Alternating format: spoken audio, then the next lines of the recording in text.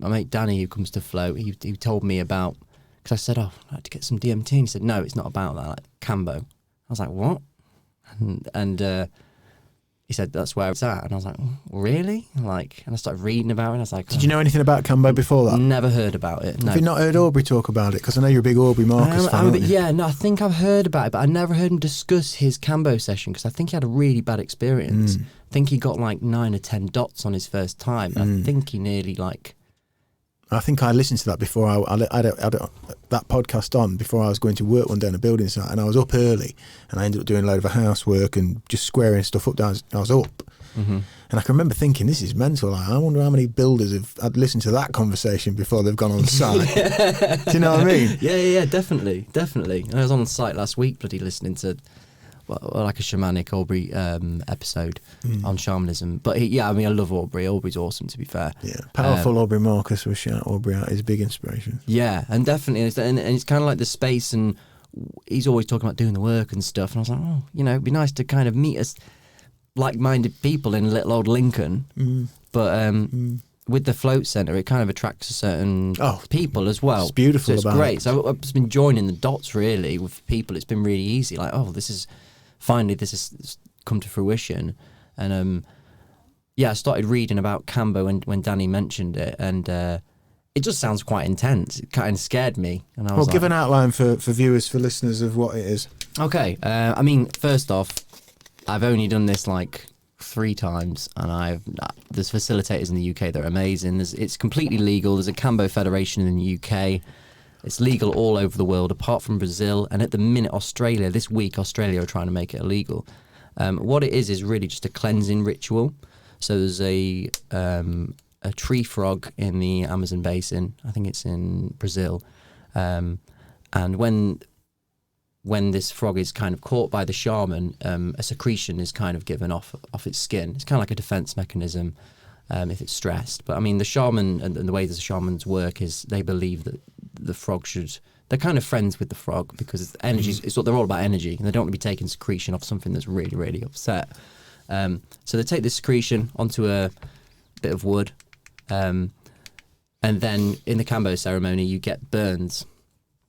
So basically how this started was, there was a tribe, I can't remember what tribe it was called, I missed the name. Yeah, there we go. Lots of people at home can see the dots going on. Yep, and they're burned into your skin, and it's the only way really that it can be applied properly, because the legend has it that there was a tribe and the shaman was trying to heal everyone, but everyone was dying and everyone was super ill, and they was trying all the plant medicines, trying every cleanse, and then he took ayahuasca, the shaman did, and got told by Aya to take the secretion and burn it onto skin, and so the actual method of application was told through the plants. Right. Yeah. So you put a couple of burns on your arm, and the poison is poison medicine. It's all about dosage, but it's that's applied to your skin, and it instantly gets into your lymphatic system. It's about an hour long.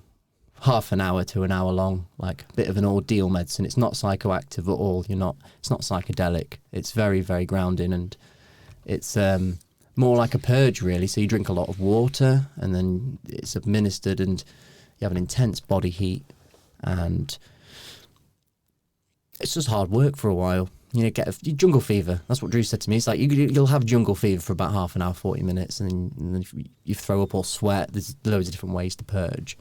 But yeah, it was just scary to kind of read about. But once I did it, it was kind of like, there's something in this. And the idea is it gets rid, as you are purging or you're going through the ordeal, the kind of frog medicine kind of knows what to do. And scientifically, there's loads of peptides in it. Like, it's really good, like antimicrobial, like super, super good for your lymphatic system, just for drainage and cleaning. And a lot of people do it all over the world, and I think there's thousands of people that administers. Well, I just want to jump in there because we've mentioned Drew a lot.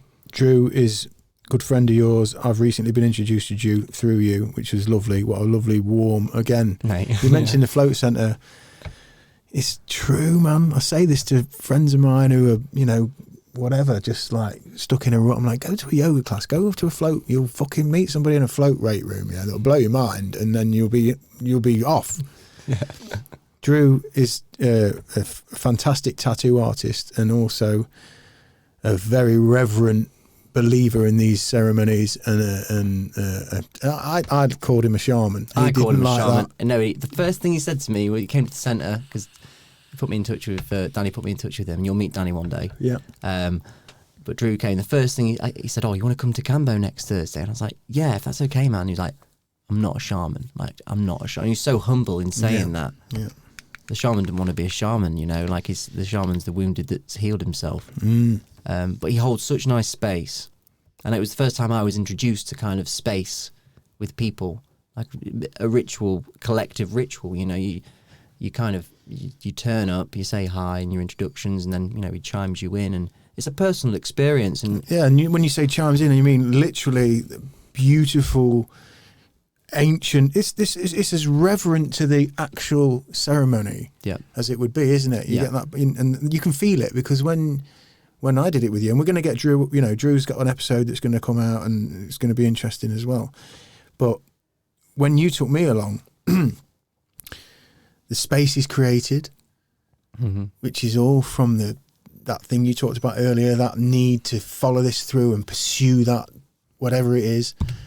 And the fact that he's got that and he created that space, and you've gone there because you've got that, and then I've gone there because you said I think you might like this, you want to come with me, I think you might take something from it. So then the four of us in that room have got this combined energy and the atmosphere, the memorabilia, the ritual, the reverence that he's showing, and literally we chime that in, because I'm like you, I've created my little space to do my stuff at home. You know, I've got my Moroccan little corner in my place, and I put the candles on and put the sage on. Nice, man. But it was a different gravy in there. Yeah. When we went to Drew, it changes with Drew. Like, gets serious. It's serious, yeah. And in a beautifully humbling way. Yeah. Yeah, it is. Even when like you're saging down, he spends like 5 minutes just saging you down. It's respectful, and you're just sharing silence, just meditating with your eyes closed. Can you pull that up, Aidan? When you see a shaman preparing somebody with the sage and ready for a ceremony, it's special, man. Yeah. And again, like we said earlier in this podcast, there's something about that energy. There's something about that belief and that surrender to this thing. Not that we're going to go down this crazy rabbit hole or whatever, but that we're all here in this moment, and we're all sharing it and allowing it to guide us. You're giving yourself to the teachers as well, like the intelligence, the plant intelligence. Even with like Hape, it's like very, very gentle snuff. There's a little bit of spirit to it when you're there, and it's like just a little kiss of something else. But yeah, just even the space, and yet again, like back to John D and magic and everything. Like the more you approach. Is Anthony Bourdain doing That's Anthony Bourdain, God bless him. Oh no, a legend. You know, I only started watching that last year. Like all the Parts Unknown and stuff. Yeah, it's incredible. It's amazing, man. Yeah, really, really interesting guy. Yeah, he really is. Real shame that he left early. Yeah, definitely. But yeah, all of that. But it gets serious as well, and you kind of, it feels tribal, you know, like, and you've got the Icaros playing, like he does it as much as he can to the book by like how it should have been. So you've got the Icaros going, and you know, he saged the place out. Yes. It's fucking hotboxed with sage and Paleo Santo and things like that. But yeah, the Kambo's really interesting because Dragon's blood as well, I think. Yeah, that what it was. Yeah, that's the first time I smelt that the other night, actually. But it's just respect as well, and humble for the medicine, and that's the beauty of it with Drew as well, like and the guys. That it's all about the medicine. It's about that's doing the work for you, and we're just holding space. And the more you kind of put into it as a ritual, the more you kind of get out of it. So, but anyway, I want to talk. How did you find Kambo? Okay, well, so we're in. Excuse me. We're with Drew. I'm in your hands, and for me, leading up to it, you reached out to me, said, "Look, you know, this thing I'm connected to and real benefit, and I think you might appreciate it. This might be happening. Let me know if you want me to, you know, bring you along." And I thought, okay, because I've been having these messages of, I don't need to look for anything now. I don't need to search. I'm good at the minute. Whatever I've got in front of me is giving me what I need. But then I thought, right, 2 things how I live my life. I'm all for everything. I've got the words tattooed on the bottom of my back, life, youth, beautiful. I'm all for it. Fucking in the bushes, Oasis. Right? Life, youth, beautiful. I'm all for it. Kids everywhere, fucking in the... I didn't get that bit. Fucking in the bushes. But point being is that little mantra for me, I want to try things, I want to experience things, I want to open the door, go through the door, see what's in the room. If I don't like what's in the room, I come back out of the room, shut the door. If I like what's in the room, there might be another door and I'll go in another room. That's kind of how I do it. And secondly, because I knew I wasn't necessarily looking, the fact that it came to me through the harmony, through the connection, through that you talk about, that we share. Yeah. Right, okay, I trust this, to the point where the little bit I did know about Kambo through Aubrey and various couple of bits that I've read, I thought, right, okay, I'm not sure. I know it's not psychedelic in any way, shape or form like plants that I've worked with. As far as I know, I think it's kind of a purge. I think you go rough riding, and that's all I knew. And I thought, I'm not even going to get bogged down in reading, learning. And you'd mentioned Hape, which I'd never heard of the Hape stuff.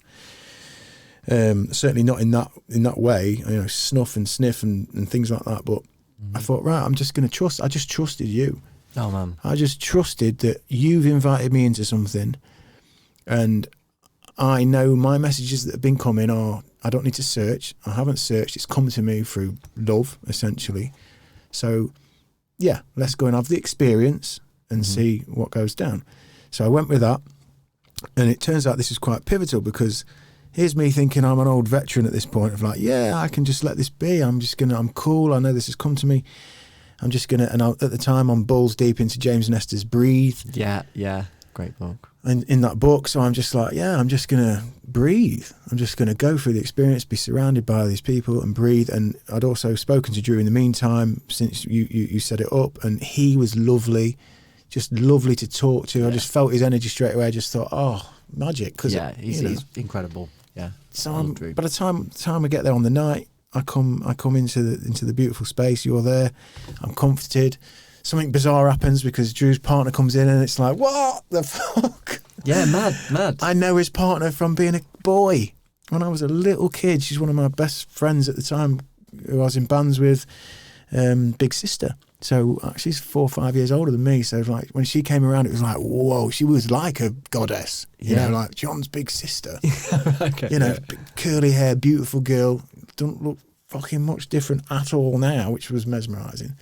And as I said, Sherelle, Sam, that was just like, oh, lovely. Yeah, the cogs aligned. Yeah. Yeah, okay. Because I'm thinking, okay, we're doing, and then as Drew, because obviously you're aware of this whole ceremony being so close to the Amazonian tribal way of doing it. So I'm kind of, thinking, oh wow, this is cool. This is lovely. Lovely tea we're drinking. Anyway, you guys talked me through it. We start with the Hape. You chose Warrior Heart. So yeah, let people know about Hape. I mean, as I'm saying all this, I'm just like so new to it as well. Like super humble. But you know much more than I do. Hape is it's like a tobacco mixed with different herbs depending on the tribe, and it's administered up through your nose, typically by someone else. Through called a caripe. Caripe is a self-administering one. It's like a little bone that you kind of pack up, and you can blow it up your own nose. Or a turape. I can't remember what it's called actually. Might be able to find it. Hape tobacco. Type in K. It's almost like a little flute. It is, yeah. Kuripe, I think. IPE. Yeah, it might be that. Oh no, it's a self-administering. I can't remember what it's called. Oh no, that's it actually. If you top right picture, it's not actually. That's not nothing like it. Oh no, there you go. That one. Yeah, you got it. Similar to that, yeah. Like the bigger one is administered by the shaman or the person holding space. He blows through it. You've got it in your nostril. Yeah, you put about a pea-size amount of powder. It's like a pea gun, isn't it? Yeah.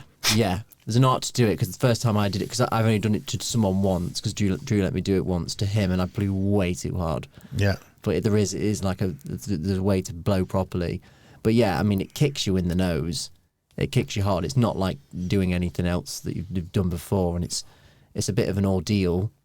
Stings a bit, but it's super grounding. Like if you keep your eyes closed and meditate with it, like you just become very, very still, and there's quite a lot of static build up behind your eyes, and you feel a bit of a presence. I mean, it's very, very subtle, really beautifully subtle. Like you don't have to really worry about it. Because the first time I did it, I was really nervous because like stuff I put on my nose, have been awful nights. Yes, yeah. I mean, fuck me, the shit I used to put on my nose.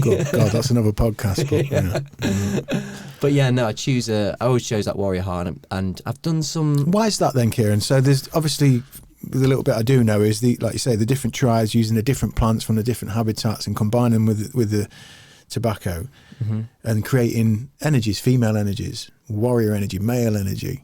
You chose the warrior, and again, because I was in your hands, I thought I'll just follow your lead and stay. I mean, it's because that was the first one I went for like 4 months ago when I first tried it. I was like, oh, this is really nice. I've tried a few different since. I did try one that was made by a 90-year-old shaman in the Amazon, and that absolutely blew my face off. Oh, this is a little old lady making this in the jungle. It's amazing. But it's just really humbling. But yeah, I just chose the warrior heart because this is what I know really, and like there's probably not much difference in them, and I think some have some iboga in it, so you got to be quite careful with that because. That's different gravy. Yeah, you can't just like throw that in. Oh, by the way, this has got a little bit of like burger in it if you fancy it, just before everything. But it's really subtle, and it's just a nice another string to the bow of the ritual of the ceremony about what you're about to do and get into. Setting you up, prepping you. Yeah, like say, grounding you. Yeah, it brings you down a gear, and everyone kind of goes through it, and you kind of breathe through it. Some people might, vomit a bit or sniff a bit and like want to blow their nose or. It'd be really painful, but you kind of sit through it again to the ordeal, that moment to sit in it and be still, and you kind of come out the other side like quite grounded. So that kind of sets you up nicely for whatever you're going to do within the evening.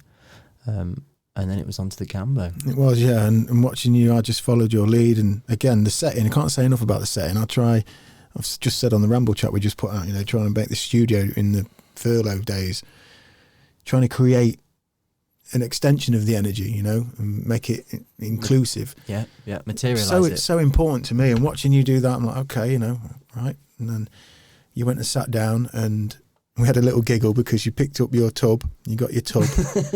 I'm like, right, okay. Kieron sat down, lovely little cushion, little sort of, and he's got a big tub like a bucket. And Kieron said, oh, you can use that one over there. Drew says you got one over there, Sam, and it was pink. I think I had a joke, it's pink, wasn't it? I said that could be like Chew the Chat tub.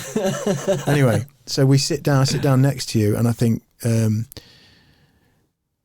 create the Kambo, which is mixed up and then applied via a couple of dots. Yeah, they're called gates, so it's like the gates, so they just take off just the top layer of your skin.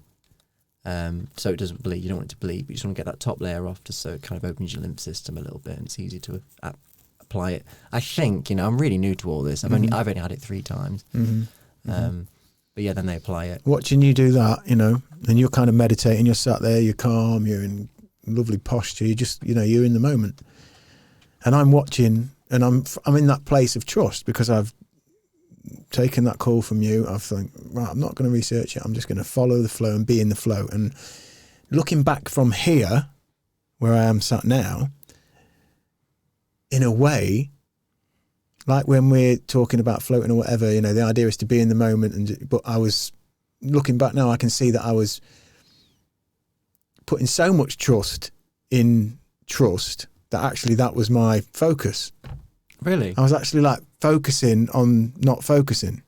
Okay, yeah. In a weird way. Yeah, Do you know what I mean? Yeah. So kind of without knowing it at the time, just like, I'm just breathing, I'm just being here, I'm just breathing. I'm just breathing, I'm just being here, I'm just breathing. So anyway, I watch you get burned, and then you have your dots, and you sit and you meditate and you wait. And by which time I'm taking mine. And I shut my eyes and I sit and I wait, and no sooner am I fucking temples just feel it. And my whole head starts. I feel like my head's like 6 foot circumference. Heat rushing up through my body. I'm like, oh, whoa, breathe in, and I cope with it not so bad. I can feel it. I knew it was coming. The jungle fever. Okay. And the heartbeat, the noise, the sound, the orchestra. I'm like, shit, this fucking jungle's going through me. And there's like a sharp, there's a sharp sting goes down your arm. Yeah. And then there's a blast of heat. And for me, because of my brain injury as well, like I'm always super paranoid about the pressure. But again, it's just like a lesson, like it's okay. But yeah, it can be the onset for the first 5 minutes is pretty intense as well. And just as I start to come out of that, I hear... Yes. Right? I mean, I vomit really bad anyway. And I mean, we're talking poltergeist level, like from where I was, like put yourself in my shoes. I'm like in this kind of quite naive, vulnerable, but trusting, first time situation.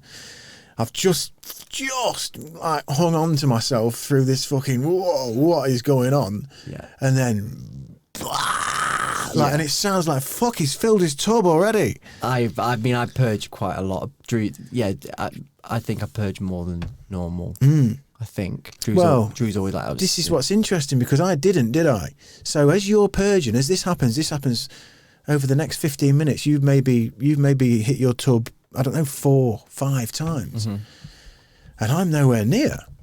And I'm thinking to myself, okay, just be, because it is quite a visceral experience when you've gone into a ceremonial purge and somebody right next to you's purging. There's a violence, there's a physical fucking visceral thing happening next to you. There's all the impact and the body convulsing and everything. So it's quite a harrowing thing. Yeah, definitely. And I know that this is coming to me. It's like, fuck, this is coming. When's it coming? It's not coming yet. And then I start thinking, oh, it's not coming yet. And then I'm thinking, don't think that. Just be. Back to the be. Breathe. So I'm just, okay. And I think I did a good job of that. You smashed it. But then Drew put 2 more on you. But yeah, because then Drew said after about 20, 25 minutes, he just, again, real nice. He just made his presence, I think he did a bit of sage. Yeah. Just melts into your periphery. And just melted in. And he just said, are you okay? And I'm like, yeah, I'm good. He said, you're probably about the same body mass as me. Yeah. And kind of that was enough.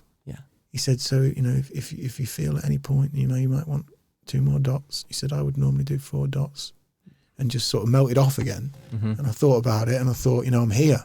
I'm here. You're in it. And he knows what he's talking about. He's watched me. He thinks this is the way to go. Okay, let's do it. So he does the other side. And then fuck me, the jungle fever again. Again, the sharpness straight away. Woo, and it comes quicker.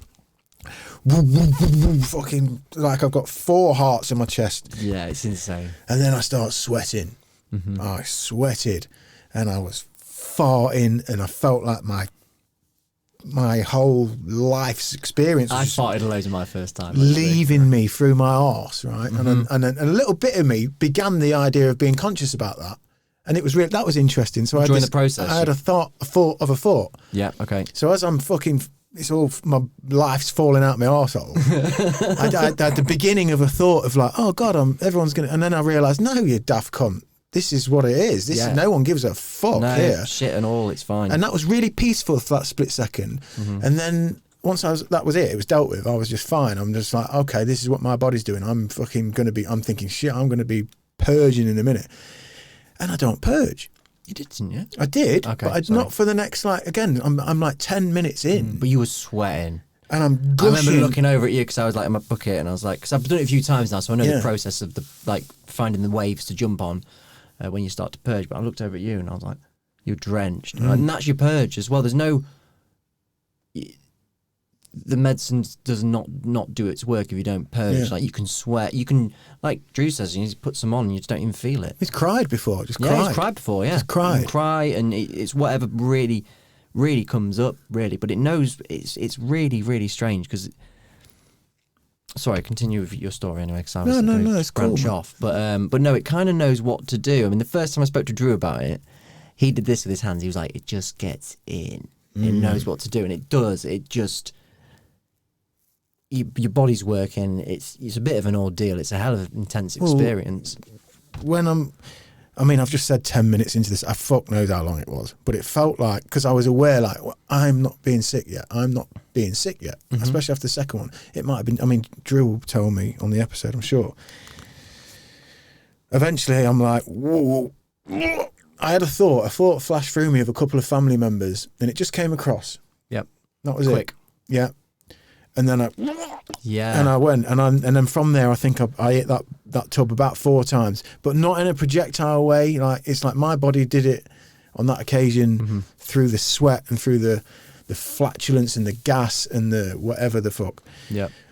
But when we started to come, I think I hit that about 4 times, that tub, and then I started to felt like a cool down. I'm not sweating so much. Normalise a bit. Yeah, and I think my ankle was still quite bad, so I was struggling to stay comfortable. I started to move, so I started to, like, because I think I was kneeling for a bit, and then I sat cross-legged, and then I just get on one hip and sort of straighten my leg out. Yeah. I started becoming aware of that, so every now and again I'd open my eyes, just check I'm not batting.